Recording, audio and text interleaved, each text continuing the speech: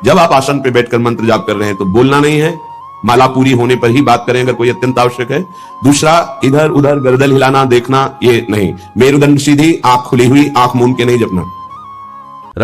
राधे राधे दोस्तों, स्वागत है आपका भक्ति भजन चैनल में। और महाराज जी आपको भी मेरा कोटि कोटि नमन। दोस्तों, आज की वीडियो में हम सबको यह जानने को मिलेगा कि नाम जप कैसे करना चाहिए, नाम जप कैसे करें जिससे हमारे सारे पाप नष्ट हो जाएं, और सुबह उठकर कैसे नाम जप करें, और भी सारी जानकारी मिलेगा आपको इस वीडियो में। तो दोस्तों, वीडियो पूरा देखिए, तभी आप जान पाओगे और समझ पाओगे।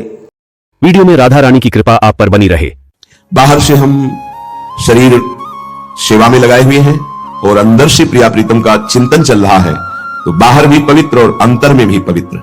अंतर का चिंतन, स्वरूप चिंतन, लीला चिंतन ये बाद की बात है। पहले नाम चिंतन प्रारंभ करें। नाम जप, शरीर से सेवा और नाम चिंतन। अगर हम सेवा परायण हैं तो नाम का जिह्वा से जरूर उच्चारण करें, नहीं विस्मरण होने की संभावना है। उपांशु, क्योंकि अगर हम बाहर बोलते हैं श्री जी की श्रृंगार सेवा में, कहीं हमारे मुख से थूक की छिट्टी न पड़ जाए। रसोई सेवा में है, पद गायन कर रहे हैं, कहीं ऐसा ना हो जाए। इसलिए जब हम श्री जी की सेवा में हैं तो हमारा मंत्र जाप, हमारा पद गुनगुनाना ये उपांशु ही होगा। वाचिक नाम जब, नाम कीर्तन, पद कीर्तन उस समय कर सकते हैं, जैसे सोनी लगा रहे हैं, पोछा लगा रहे हैं, इसमें कर सकते हैं। लेकिन पात्र मार्जन करके रख रहे हैं, रसोई सेवा या श्रृंगार सेवा, उस समय उपांशु ही होना चाहिए। जब सेवा से निवृत्त होकर हम एकांत में मंत्र जप कर रहे हैं तो ये चार बातें नहीं होनी चाहिए मंत्र जापक में या नाम जापक में। उस समय जिस समय हम बैठे हैं, पहला, नाम जप या मंत्र जप में जो ही हम माला प्रारंभ करते हैं तो सदगुरुदेव भगवान को प्रणाम करके मौन धारण करते हैं जब तक वो माला ना हो जाएगी। अत्यंत आवश्यक होने पर भी माला पूरी ही करनी है, तब बात करनी है मंत्र जाप में। यह नियम होना चाहिए। अगर ऐसा नहीं है तो फिर माला पुनः आपको प्रारंभ करनी पड़ेगी, उसे पूरा करनी। बीच में रोककर बात करके फिर आगे ये नहीं चलेगा, ये दोष माना जाता है। माला पूरी होने तक वार्ता नहीं हो सकती। बोलना बीच में, पहला दोष। दूसरा, इधर उधर देख ऐसे माला जपने, मेरुदंड सीधी, नासाग्र दृष्टि ऐसे। जिसे नींद आने की संभावना है वो आंख मूंद के भजन करने मत बैठे। कंबल या शाल ओढ़ा, आंख मूंद ली तो माला छूट जाएगी और आपका समय व्यतीत हो जाएगा नींद में। ऐसा प्राय होता है। कठोर आसनों पे बैठ करके नींद ना, इसलिए नासाग्र दृष्टि रख के जब किया जाता है, उस मंत्र का ध्यान करते हुए आंख खुली हुई, बार बार पहले झपकना ऐसे, ये नहीं, नासाग्र दृष्टि रखते हुए मंत्र जप करते हुए बोलना नहीं। जैसे 11 माला का नियम दिया है गुरु मंत्र का, तो जिनकी विशेष विशेष सेवाएं हैं, जब आपको समय मिले, जितना मिले अधिक से अधिक आप मंत्र जाप करें। जब आप आसन पे बैठकर मंत्र जाप कर रहे हैं तो बोलना नहीं है, माला पूरी होने पर ही बात करें अगर कोई अत्यंत आवश्यक है। दूसरा, इधर उधर गर्दन हिलाना देखना ये नहीं। मेरुदंड सीधी, आंख खुली हुई, आंख मूंद के नहीं जपना। एक महाभागवत की पत्नी निरंतर भवलाकार वृत्ति में रहती थी। उनके पति जब पूजा में बैठते तो आंख मूंद करके बैठते, ध्यानस्थ से। एक बार उन्होंने पूछा, प्रभु आपके आंख मूंदने और आंख खोलने में अंतर पड़ता है क्या? उनका पड़ता है। तो बोले आपकी पूजा अधूरी। हम चाहे बाहरी दृष्टि में हो या आंतरिक दृष्टि में हो, एक ही चिंतन होना चाहिए। आंख खुली हो या आंख बंद, तभी सच्चा उपासक है।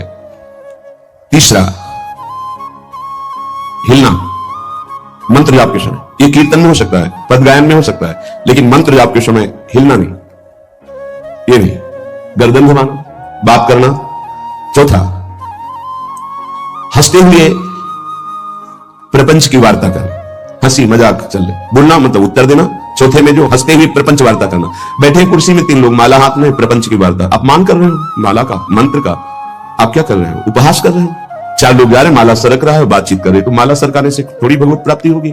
जो माला की एक भी मन का नाम और मंत्र से खाली ना जाए, उसका चिंतन करते हुए, वो आंतरिक चिंतन को बढ़ाने के लिए माला है। माला सरकाने से थोड़ी भगवत प्राप्ति होती है। माला की मनका के सहारे से हम प्रत्येक मंत्र का चिंतन करके, उसका श्रवण करके, मनन करके, तब फिर आगे बढ़ते हैं। ये थोड़ी की जल्दी जल्दी किसी किसी की माला को तो देखते हैं कि इतनी रफ्तार से कैसे चल सकती है। अगर हम केवल राधा नाम भी जपें तो इतनी रफ्तार से नहीं चल सकता, क्योंकि हमें लिखना है राधा राधा, फिर अष्टादशाक्षर मंत्र या 12 मंत्र। फिर इन मंत्रों को तो कैसे आप इतनी जल्दी, कैसे बिना अक्षर मात्रा दर्शन के कैसे आप मन का सरका दिए? 11 माला बहुत होते हैं। अगर जिस पद्धति से कहते 11 माला कर लो तो बहुत जल्दी मानसिक सिद्धि प्राप्त हो जाए।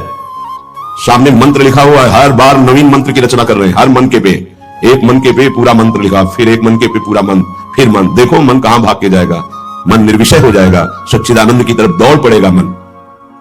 जब के समय किसी को उत्तर देना, इधर उधर देखना, शरीर को हिलाना, हंसते हुए हंसी मजाक वार्तालाप करना, 4 बातें जब में निषेध है। जब काले न भासेत नान्यानि प्रेक्षेत बुधा न कंपेत शिरोग्रीवाम दंता नैव प्रकाशयेत। 4 बातें। ए हंसी मजाक, 2 साधक चल रहे रास्ते में, माला भी चल रहा है, हंसी मजाक। ए तुम्हारे पास समय कैसे, तुम्हारा माला कैसे चल रहा है, तुम वार्ता कर रहे हो, हंसी मजाक कर रहे हो, ऐसा नहीं, इतने सिद्ध नहीं हो गए हो। जो शास्त्र जब काले न भाषेत नान्यानि प्रेक्षित बुधा न कंपेत शिरोग्रीवाम दंतान नैव प्रकाशयेत, माला जपते समय ये ऐसे हिलना डुलना, शांत, हंसी मजाक, न दंतान नैव प्रकाशयेत, दांत नहीं दिखाई देने चाहिए। गुरुमंत्र के समय तो मुख से वायु भी नहीं निकलनी चाहिए, मुख से, बस ये स्थिति। थोड़ा दांतों के बीच में जगह है, जिह्वा का अग्रभाग ऊपर के दांत के जोड़ पे है, हल्की सी नाक की श्वास से मंत्र का उच्चारण है, उसी का श्रवण है, और नेत्रों से दृष्टि में हम देख रहे हैं। भगवदाकार मंत्राकार वृत्ति करनी है। प्रभु के मंगलमय नाम उच्चारण करने से करोड़ करोड़ जन्मों के पापों का नाश होता है, ऐसा शास्त्र और ब्रह्म ऋषियों ने निश्चय किया है। भगवान का नाम उत्तम श्लोक है, पवित्र कीर्ति है। जो नाम जप करता है वो पवित्र कीर्ति वाला हो जाता है, वो उत्तम श्लोक भगवान को प्राप्त कर लेता है, भगवत स्वरूप हो जाता है।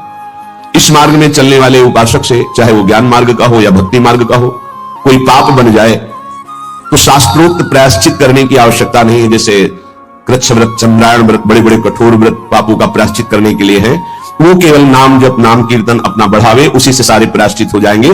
जप करने वाले को अन्य प्रायश्चित करने की आवश्यकता नहीं है।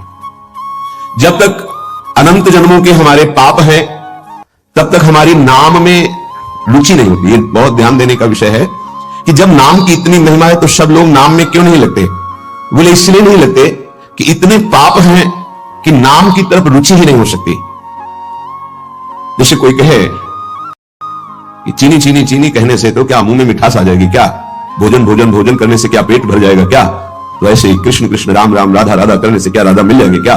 बड़े तर्क होते हैं ना दिमाग में। वो जड़ वस्तु है, वो ना पहले थी ना बाद में रहेगी, बीच में भी उसकी सत्ता नहीं है। नासतो विद्यते भाव। और जो भगवान को अधीन कर लो, भगवान से भी महान जिसकी महिमा स्वयं भगवान नहीं वर्णन कर सकते, कहूं कहां लगी नाम बढ़ाई राम न सके नाम गुण गाई। वो इन भौतिक पदार्थों के नाम जैसा नहीं है, वो सच्चिदानंद है। स्वप्रधानमेव पुरुषोत्तम कीर्तनम पाप प्रध्वंसन हेतु।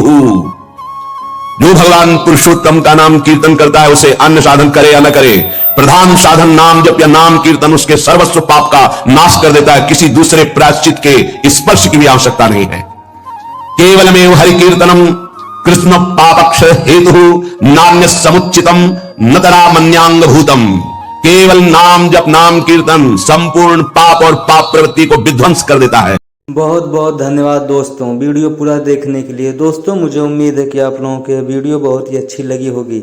और दोस्तों कैसा लगा आपको महाराज जी का सत्संग ज्ञान? तो दोस्तों वीडियो को लाइक करिए, कमेंट करिए और चैनल को सब्सक्राइब करिए। मिलते हैं एक और नई वीडियो में, तब तक के लिए दोस्तों राधे राधे।